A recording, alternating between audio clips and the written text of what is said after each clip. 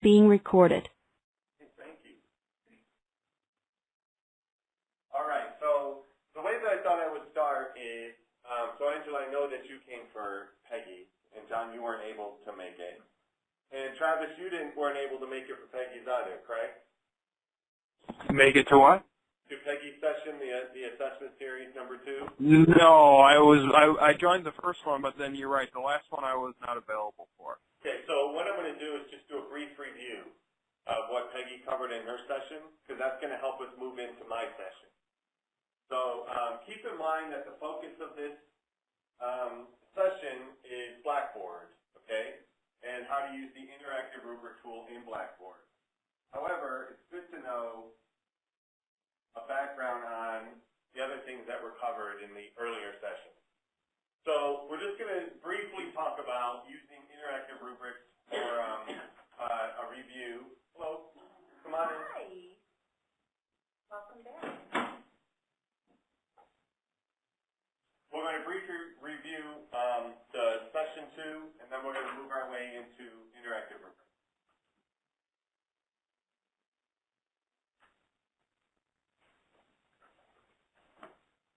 So in session 2 that Peggy ran a couple weeks ago, you talked about backward design.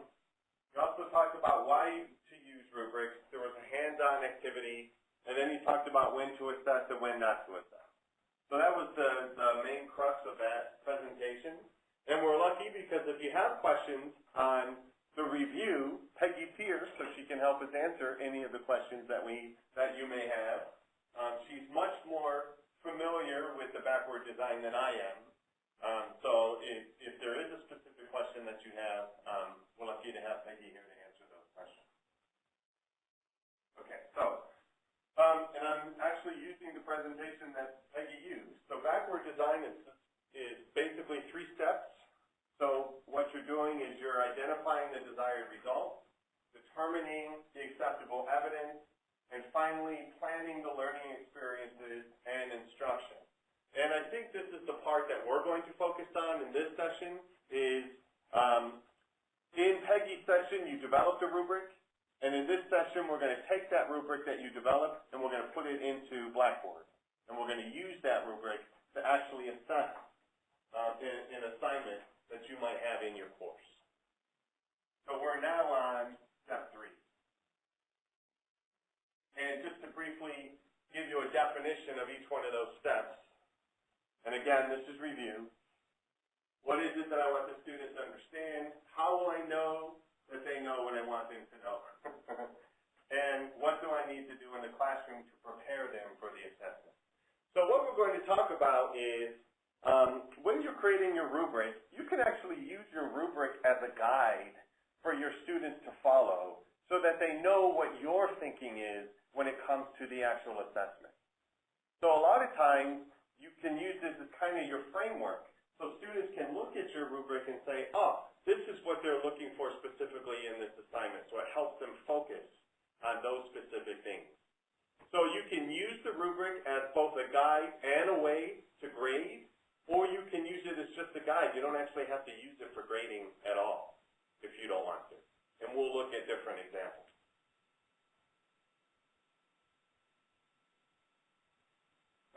So the first part of this assessment series was talking specifically about rubrics. The part 2 was imagining your classroom, and now we're talking about how does this feed into Blackboard. So there are 3 basic types of rubrics. There's the analytic rubric, the holistic rubric, and the developmental rubric.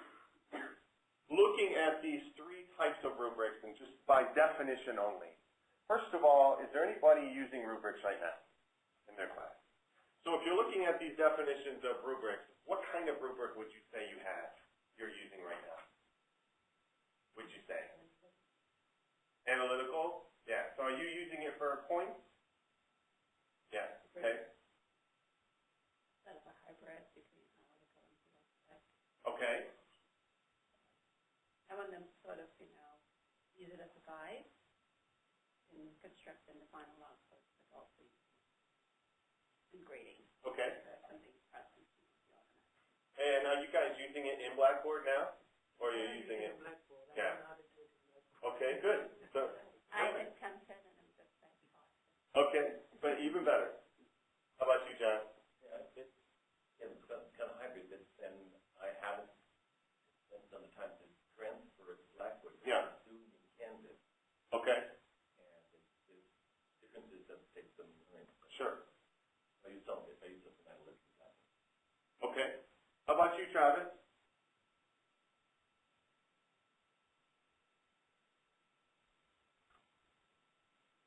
We're losing. you don't know what I'm confident. He's typing. She was looking at me.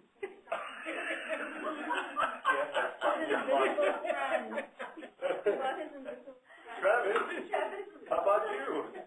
Don't you want to join us? Yeah, you were asking a question? I was asking, based on these three types of rubrics, first of all, do you use a rubric? And if you do, what type of rubric do you use based on these three definitions? Usually holistic. Oh, do you have a holistic rubric? Okay. So let's take a look at an example of each of these. This might ring true.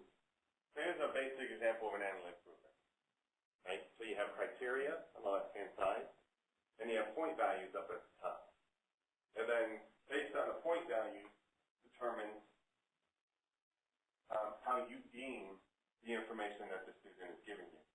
And of course, we'll say 3 would be the best, 1 would be the worst, right?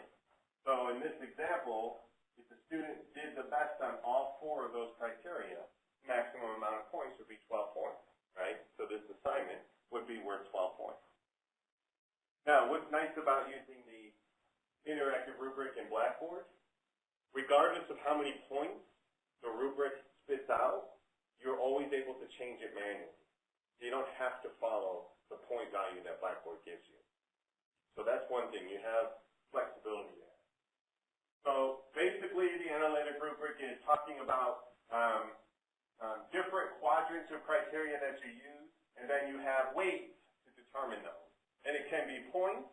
Some instructors use percentages also to represent that. I have another example of an analytic rubric. So when you're looking at the analytic rubric, there's always this idea of you have this less than desirable column, and it moves its way into this desirable column, the last one, right? And you're letting the students know based on what it is that they're giving you, how well that they did, in your opinion, based on each one of those columns. And the idea is you want to give them as much information as you can in each column to represent what it is that you're thinking. And in this case, in this rubric, even though it's considered analytic, there's no point values here. So this rubric would kind of be like the hybrid rubric that we've been talking about, where it could be the guide that you're giving your students, saying, if you want the best, if you want to be able to do the best product according to my standards, then you're going to want to focus on the superior column for each one of those criteria. Does that make sense? Basic rubric, right? So here's another example. This is a holistic rubric, and you can see the difference. A holistic rubric only has one criteria or one option to it, right? That's it. So you don't have these different columns. You have one. And based on how you did, that's the score that you're getting. So it's a much easier rubric to follow and to understand. And there's no, right or wrong way of doing it. Holistic works for you, then stick with it. So is this kind of what you're using, Angela? Similar? Sometimes I put it analytical, but the holistic is easier to consume. I would use that for the whole course and say this is the criteria, a holistic rubric for this is what you would need to do to get an A, this is what you need to do to get an A, and so on. Perfect. Exactly. Yes. So and you where you can use different rubrics for different situations as well, right? And I think that is much more easier for the student to consume. Yeah. As opposed to the analytical. Absolutely. This is an example of a developmental rubric, and the whole focus here is you're trying to give the student a framework to follow on how to do the best product. You're not using it for grading. You're just using it for development. You're using it to help them, to guide them into what it is that you're specifically looking for. And in this example, this is a pretty complicated example because not only does it have different criteria, but it actually breaks those criteria up into two subsections as well. So the idea is, we go back to the definition, based on development, not the final product. It's the process that you're going through, not really what they did at the end. That's what the development is. Holistic is emphasis on what the learner demonstrates. Analytic is criterion to reflect important, useful feedback. So this was all information that Peggy covered in her session. So now what I'm going to do is we're going to take one of these rubrics and we're going to put it into Blackboard. All right? So what I thought is we'll start with this guy right here, the analytic rubric. So go ahead. How does the analytic differ from the developmental? Well, Because you can use the analytical to be developmental. you can. Okay. So I just wanted to know if there was no.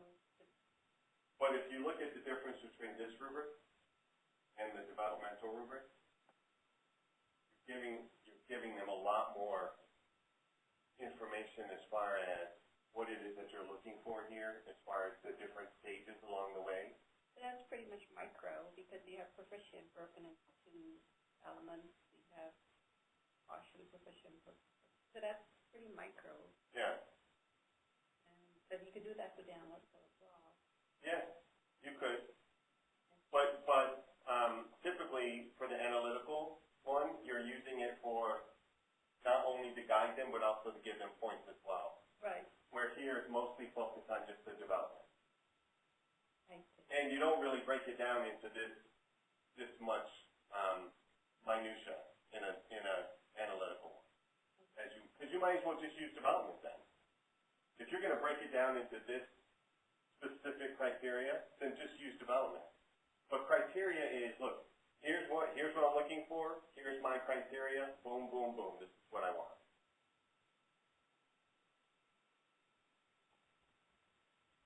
Anybody has anything to add, please do so concerning that question. Including you, Travis. All right, so I'm going to take this rubric and we're going to put it into Blackboard.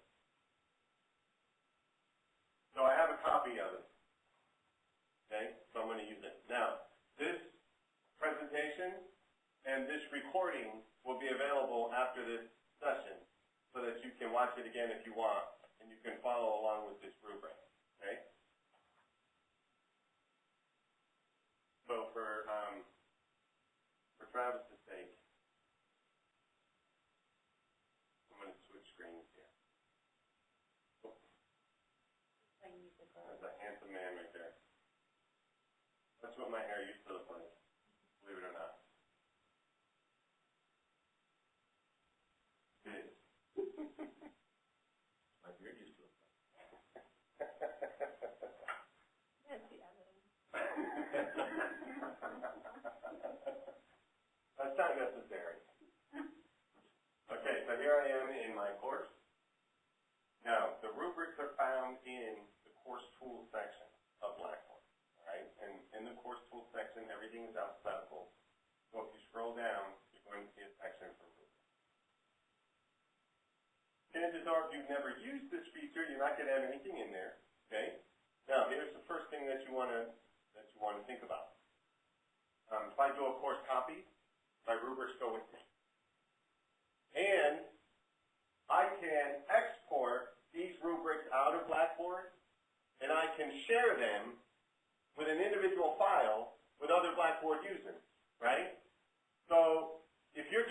somebody and you're talking about the rubric that you're using, they're like, oh, that sounds really great, I'd love to be able to use that. You can export it, email them the file, and they can import it right into their class and use it for themselves as well. So you have that flexibility to be able to share your rubric.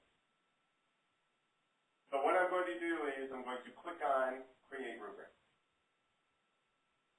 Now, the first thing Blackboard wants me to do is to give this rubric a name. So I'm just going to call it Analytical Rubric. Example. I can put in a description of this rubric if I want to. And then you're going to see that there's already a rubric starting to form here. Okay? Every single piece of this is customizable. So here's my criteria. Here's my levels of achievement. So I'm following along with the rubric that I have in my example. First of all, notice that you can add rows and columns. So the default is 3 on each. For the points, here's your option. This is something to think about. You have the option of doing no points. That's a great holistic or developmental rubric. You can do points. You can do point range, right? So this particular quadrant might be worth 3 to 5 points. That way I have flexibility in how many points that I want to give that student based on how much information they gave me. And you'll notice I can do percent. Now here's the deal. If you choose percent, it has to equal 100%. Each one of these has to equal 100%, meaning this total weight here has to be 100%, or Blackboard won't let you move on. They need to keep that in mind. For me, when I use rubrics, I tend to go with the points, because it's a lot easier to use in that case. And following along with my rubric example, so my first criteria, in this example, is formatting. All I have to do is drop down that arrow and choose that. And my first criteria is number of sources.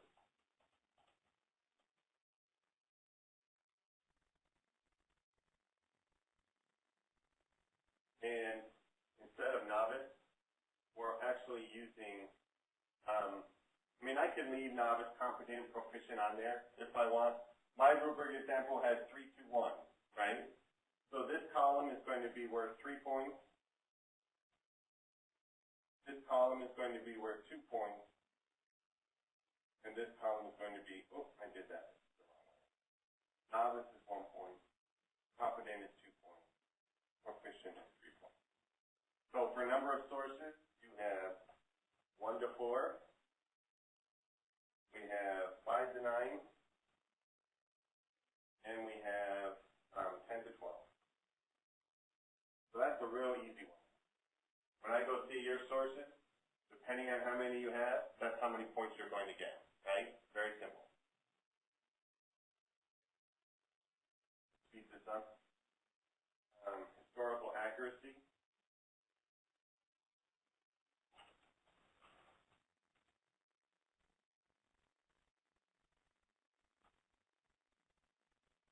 Once again, this is 1 point.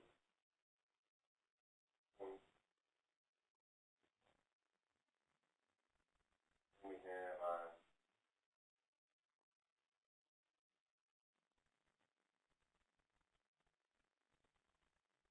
I'm going to talk about that in just a second.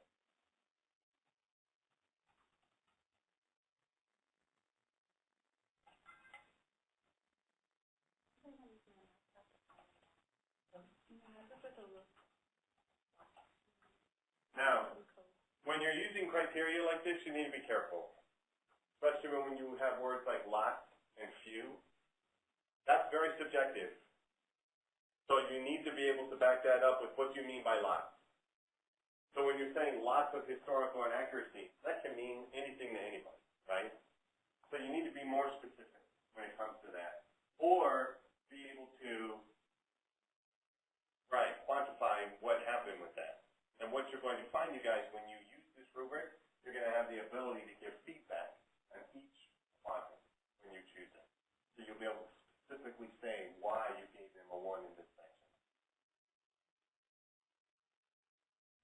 do one more.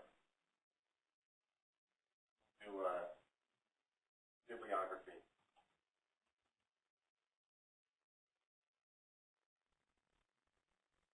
So you see that I'm just following along with the rubric that I created from the second session. I'm putting it in Blackboard electronically. Contains very little information. Terrible example. Or a really good example, depending on how you're looking at it.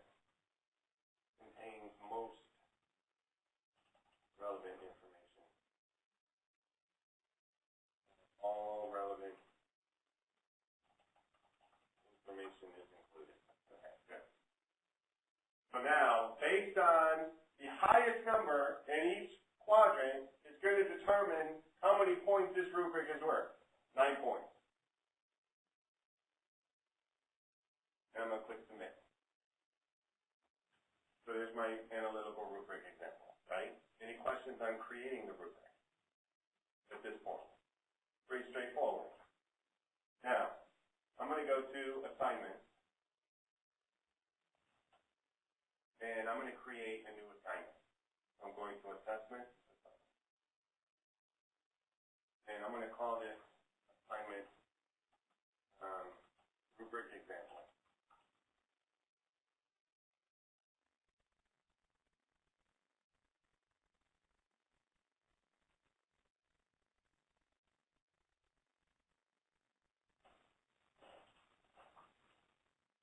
So you're giving your assignment a name, you're giving it instructions for your students. You can attach a file in your assignment if you want. You can put a due date on there. You can put how many points are possible, right? Now, I can leave this blank, and right here is where I'm going to be able to choose my rubric. Because after I choose my rubric, depending on how many points it's worth, it'll automatically put those points in there for me, based on the rubric itself. You'll notice when I go to this assignment, I have 3 options.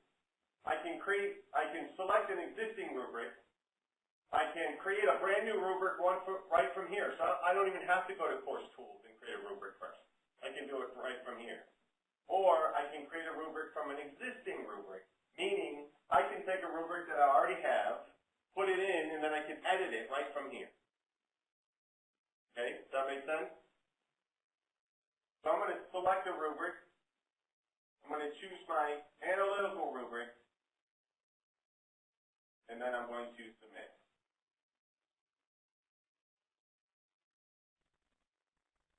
There you go. Put in my 9 points and attach my rubric. Do you have to go and create a new assignment, or if you already have the existing assignment, can you add a rubric there? Yes. So it doesn't have to be a new assignment.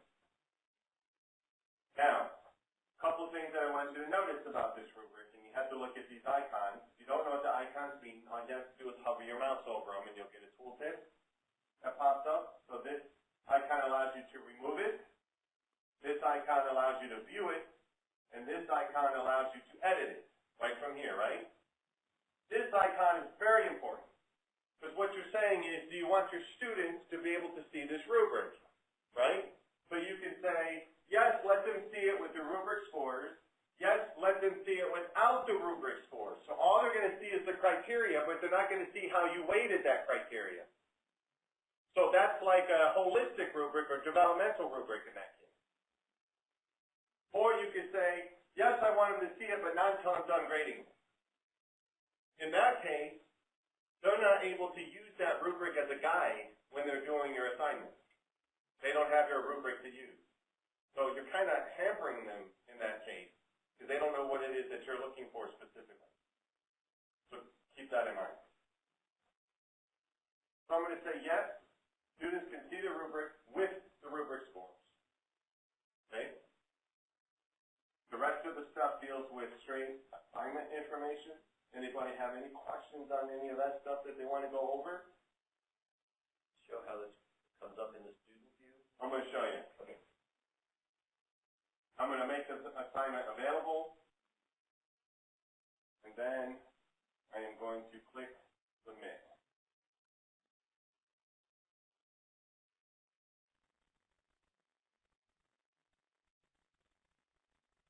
And here is my assignment. Rubric example, please submit your paper here, right?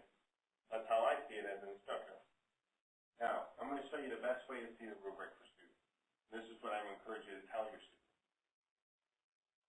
The best way to view the rubric is actually in the My Grade section of Blackboard. Okay, so if you've never seen the My Grade section, I'm going to show you. First of all, you'll notice that I have a button over here called Grades, right? So that's the first thing. I'm going to encourage you to make a button that links to the My Grades. Otherwise, the only way your students can see their grades in Blackboard is if they go to Tools first and go to My Grades.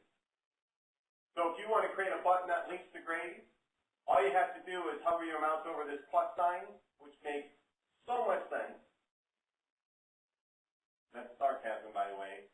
And go to Tool Link, because that's what you're linking to, the My Grades tool. Call it Grades, and then the tool that you're linking to is My Grades. Make it available to users, click Submit, and boom. Down at the bottom. With me on that? Let me know if I'm going too fast or too slow. I can adjust. Now, I'm going to go in as a student. So I'm going to switch to student view just by clicking on this eyeball, right? Great feature of Blackboard.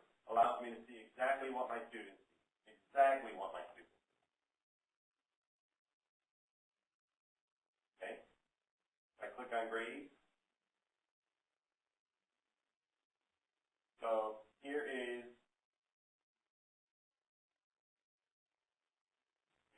the assignment down here that they're required to do, and you'll see it says View Rubric right there. There's my rubric that I'm looking for, so they can see it. This isn't the only spot, by the way, but this is one of the best spots, so they know what I'm looking for. So that's one area, right? Now if I go to assignment, if I click on the assignment, so I'm going to where I can browse my computer to upload it, I also have View Rubric right here as well. So the students will be able to see it right in the assignment.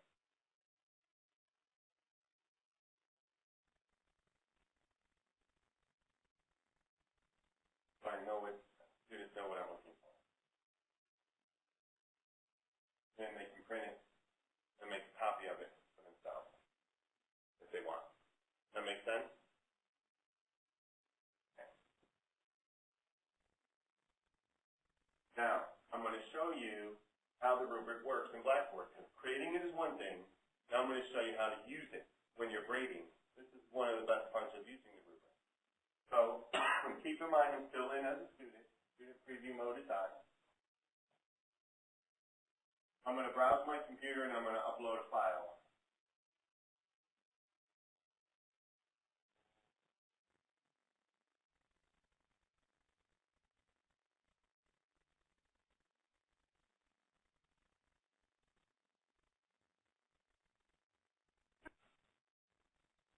Probably not a good one to use.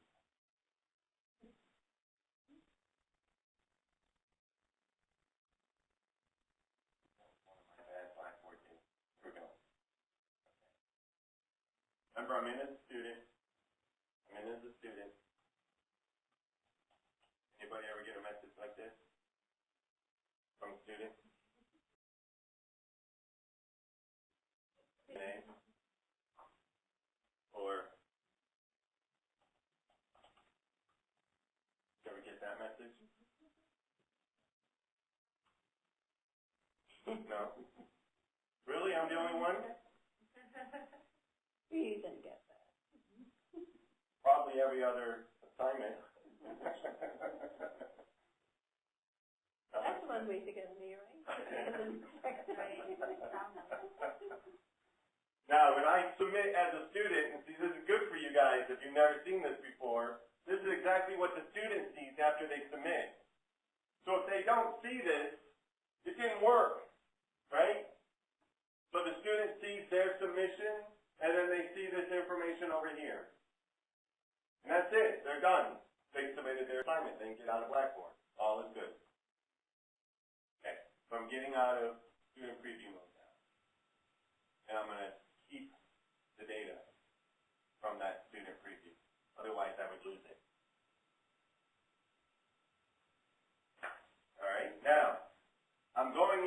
instructor. Let me collapse this. I'm going to go to the grade center, and I'm going to go to full grade center. Because this is a new assignment that I created, it always comes in at the end. Here's rubric example. I know the student submitted because I see the exclamation point, right? I'm going to drop down the arrow, and I'm going to look at their attempt that they made. Now, here's the confusing part about using the rubric. First of all, Blackboard has what's called inline grading, and it has inline rubrics. Okay? Inline grading allows me to use these tools up here. So I'm able to comment on this paper, right on the paper, just like I would do it in Word.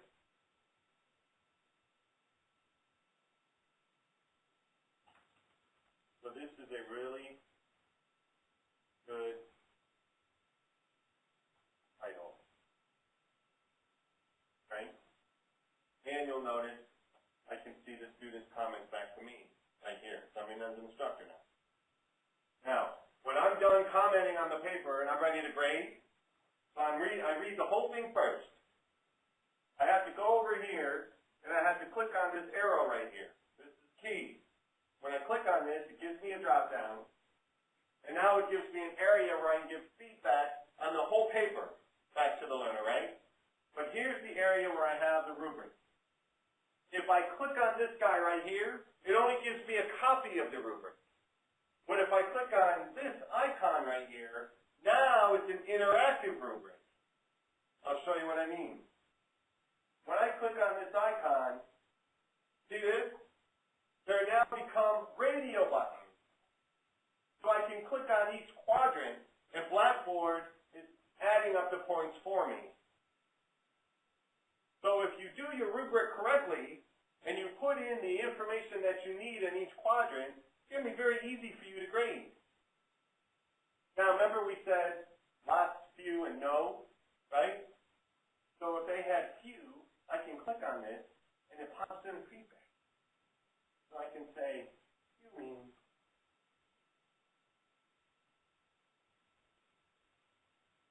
this will make it much more clear. Few means hardly any, right? Much clearer. They'll have no questions after that. Right, Margaret, remember your school day? Absolutely. They did very good on the number of sources, and they did good on the bibliography. So now, the total right now is 7 out of 9. I can leave it at that if I want, or I can put in another score in here. Okay? Because a lot of times you guys, where the rubric spits out 1 grade, but after reading it, I'm like, it was actually was a little bit better than that. So I'll give them a few more points. Because I didn't quite like the grade that the rubric gave it. But at least it's a nice base for me. And I'm showing the students exactly why they scored what they scored, right? And then I can give them, here's one thing I'll caution you about. If you put feedback in here, the feedback does not show up in here. I know, it kind of stinks. So where does the feedback show? It just shows up on the rubric. So they have to open the rubric to see the feedback. So what I'm going to encourage you to do is to leave that feedback alone. Save the score. But give the overall feedback here.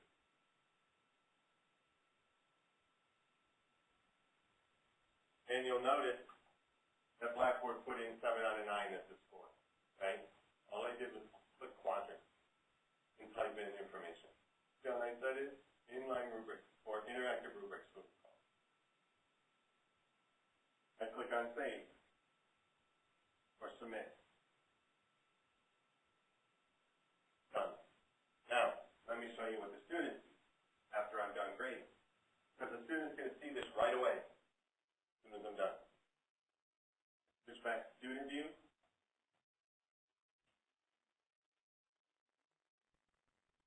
By the power of the internet and the coding that's in Blackboard, I'm now in as a student. I go into grade. I now can see that for this assignment, you gave me a 7 out of 9, right? 7 out of 9, here's the 9. This is how I know I see that little thing there? If you didn't give me feedback, I wouldn't see that. There's my feedback. If I click on rubric, here's the scores that you gave me. Oh, you mean hardly any. Well, there you go. That's why I got it too. Okay, well that clears it up.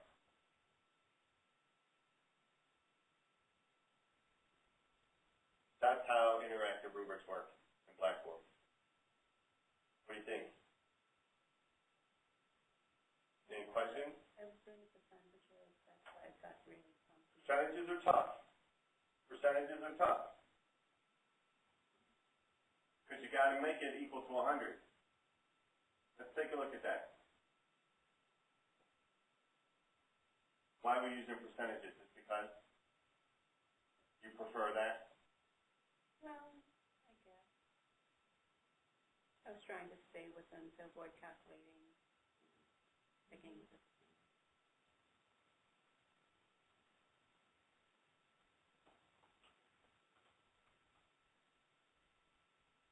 Oh. Okay, so let's stick with percent. So you're going to see that not only are you getting the criteria name, but you're also determining how much is this criteria worth overall, of the overall scheme of things, right? And then you have to determine how much are each one of these worth. So if you give it 100%, that means the 100% is the complete weight of 33%. That's what that means. And then these have to equal 100 in order for it to work. So let's just see what happens if it doesn't. So I'm going to put in 29. See that? Total weight must equal 100. So Blackboard yells at me. So in order for me to get away with that 29, I need to add another row. Then I can put in 29 here. And then I can put in the rest of the weight down here, right?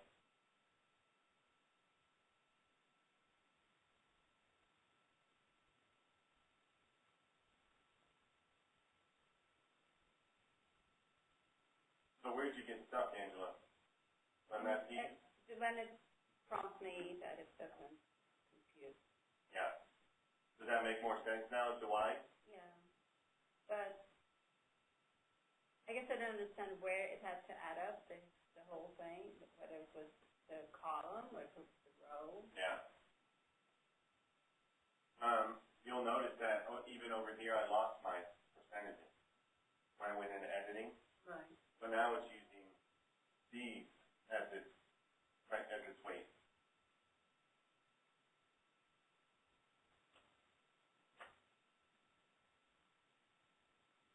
See? Yeah, that can. Percentages are tough. And you get that all the time. Yeah.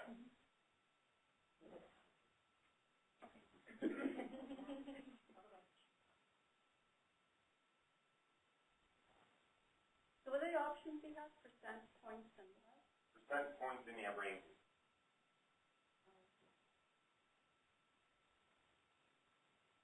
So let's say we do a point range. See that? Pretty cool.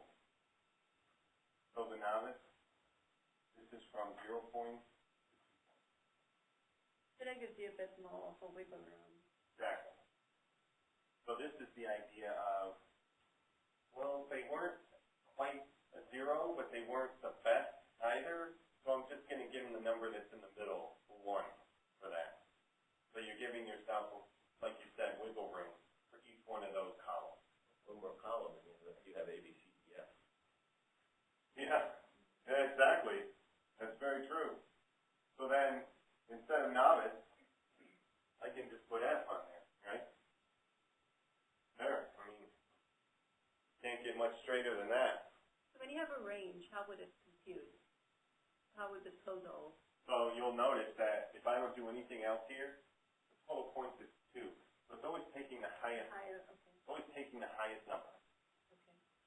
So when you go into the grading and you have that total, you can reduce or you can... That's correct. But you can do that anyway. But... Yeah, I know, but I'm just justifying it. Yeah. Something like that. So see total points. Now it's going to add up whatever I have in here as the total number of points that they can get. This would be the total maximum points that I can get for this rubric. And the minimum would be the bottom of the range. The minimum would be 0. That's right. But if you did it for some reason, you did like 0, so if it was 1 to 3, it was 1 to 3, 1 to 3, minimum would be 3. That's right.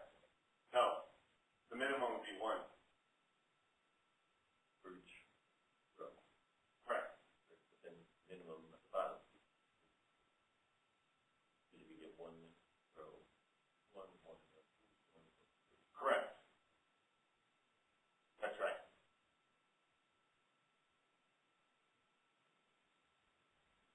Three, 4 to 6, 7 to 9.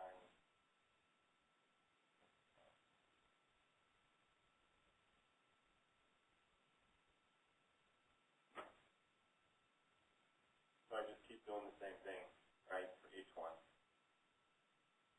Let's just take a look at this.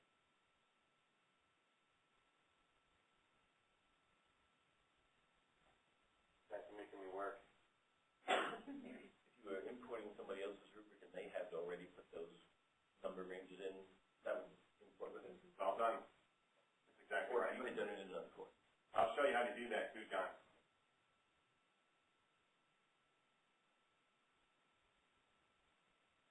Let me just finish this example for Angela.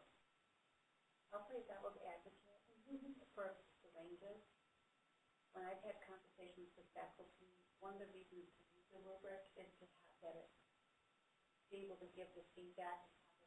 I use analytic rubric, and when I give that, so I do just a point, and I assign the point, and those explanations right there, I get very few questions, or why did I get this? Ranges are going to open the door more for why did I get this. So be sure why you're using the rubric and what the purpose of the rubric is. Ranges have a very specific purpose. Make sure you know what that is. It's a guide, and you really want to give that exact point in feedback. So I finished creating that rubric, and now I'm going to go with Margaret's question. I'm going to take an already existing assignment. This isn't one that I created. The one I created was down here, and I'm going to assign a rubric to it. That was your question, right? So if it already has a rubric, I'm going to say I don't want that rubric. I want this rubric. And I want the point to represent that rubric. Okay?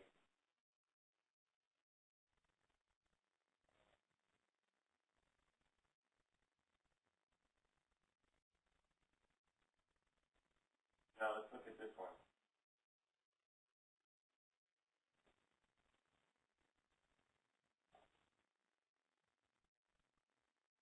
Power of the internet and the coding that's in Blackboard, I'm now in as a student. That's the magic word. Here's my assignment. It's like open sesame, but a little bit longer. I can see the rubric right here, just like last time. There's nothing on my sleeve. Blackboard website. Okay. No comments to you. Okay. There's my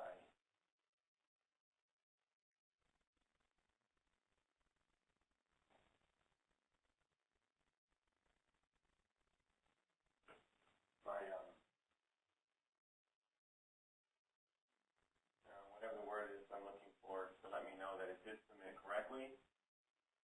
I'm now going in as an instructor.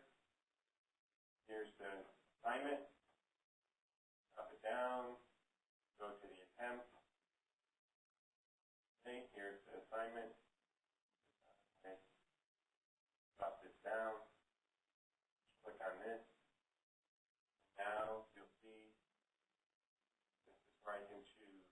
which point to give it out of that range. That's how that works.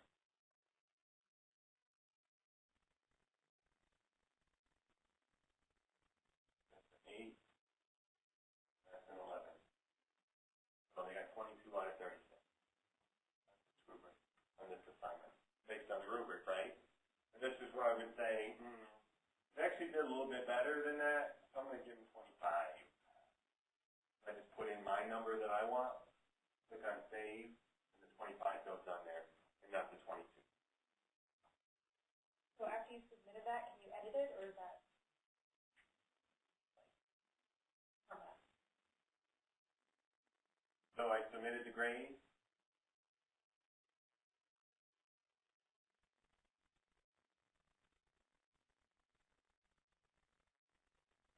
So you'll see now I can go back and change it if I need to. So the student has come in and pleaded their case, and it was a good reason. Why their formatting was a 1 to 3, or why it wasn't, I can go back in and change that on the fly. Save it. The points would update. Needed. Good? Right? Ranges? Now, check this out.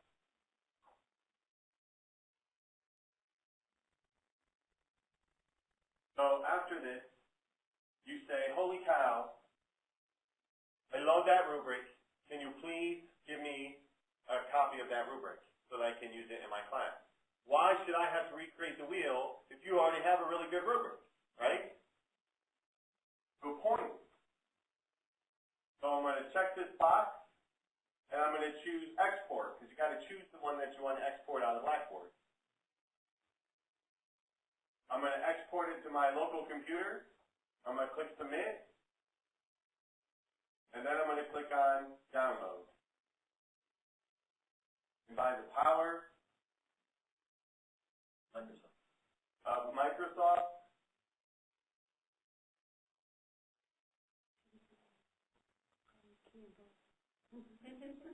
no problem, Travis. Thank you. Thanks, Jeff.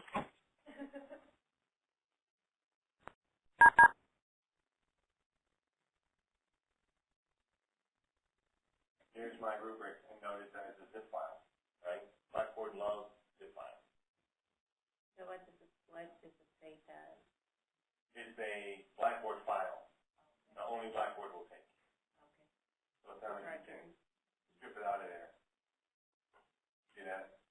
XML, big info, DAT file. That's what it is. Can you do anything with that, Angela?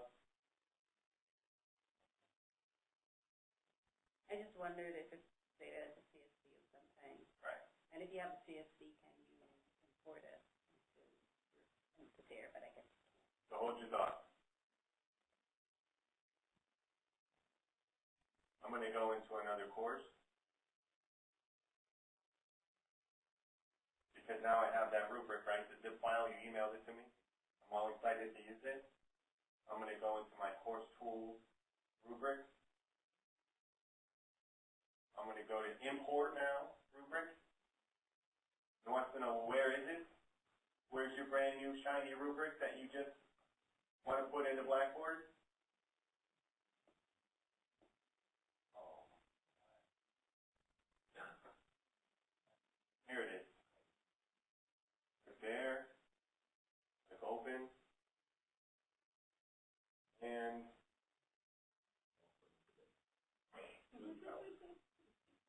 click submit. Here's your import result, and you're looking for the operation has completed. Click OK, and there's Angela's example. Cool. If I look at it, I can now go in and make any changes that I want to, or just leave it at face value. Right? Very nice. Really great way to share rubric in Blackboard.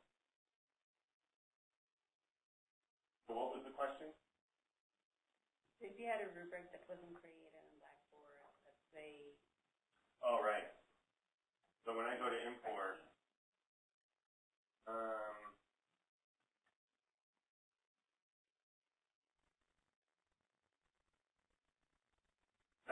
question, I'm not sure.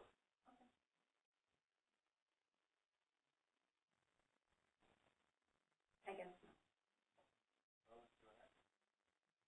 not. I'm going to get yelled at. The provided package could not be expanded or contains no file data, so it didn't find the file that it needs.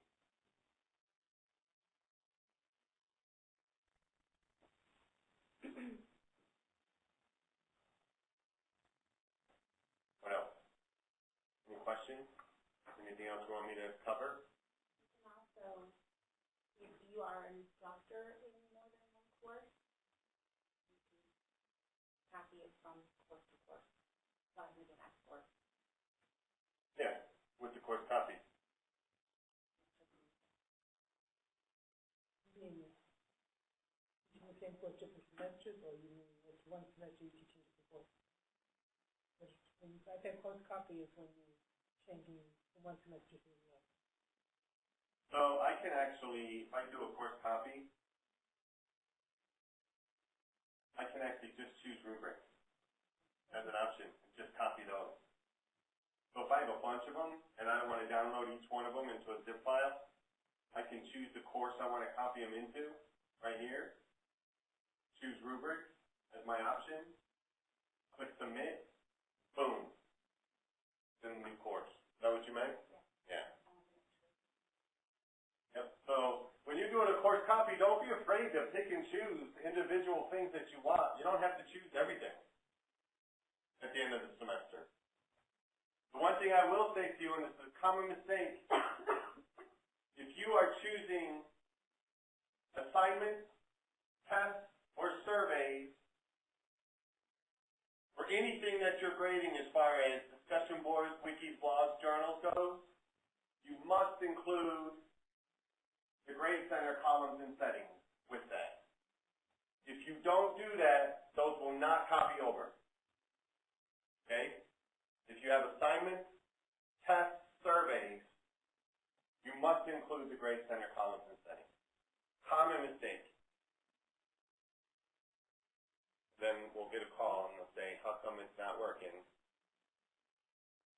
And then I'll politely say, hold on, I'll help you, and cover the mouthpiece and use profanity and be very unprofessional.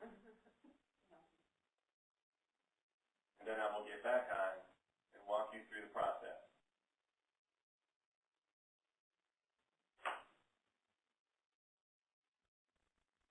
What do you think? Is it good? Was it okay? Interactive rubrics and Blackboard, that's all they are.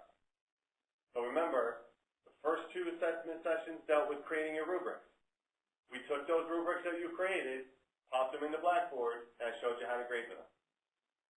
Do you think rubrics pigeonhole students and the creativity of students? Because you're sort of saying, okay, if you do this, you know, there's these criteria, and you're sort of like, so they would sort of, you know, like carry on effect, that would try to meet those. Yeah. You had said, there was an instructor who said that if you include everything that's on the rubric, then you're doing what's expected of you. Only. Right. Yeah, I like that. So I'm looking for more than just what's on the rubric. That's what I'm wondering. Yeah, because then that tells them I'm only doing the minimum if I follow this rubric, right? And tell them you're only going to get minimum points. I mean, I'm comfortable having creativity, being creative, have one for the criteria. There you go. Yeah. And it's tough. I mean, it's sort of subjective, but, you know, well, what did you say that's new? In particular, it's not creative. I guess it is creative. It's operationalizing it. In discussions, I say that you add something to this discussion that then expanded. So, you brought some things that got other people thinking about what our topic is in a different way. And that's demonstrable. Right. You did or you didn't. Well, and that's the one thing I like about when I use the rubrics to grade, and it gives me the feedback. So if creativity is one of my options, when I give them the point value,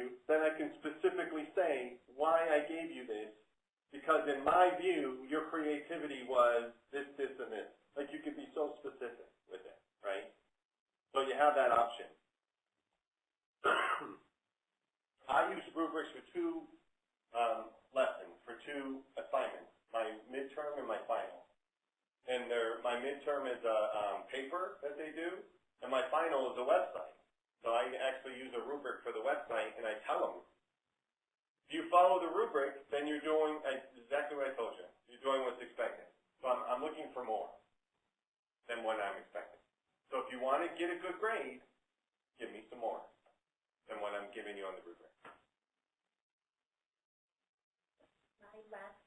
My final presentations, I use a rubric for all of my presentations.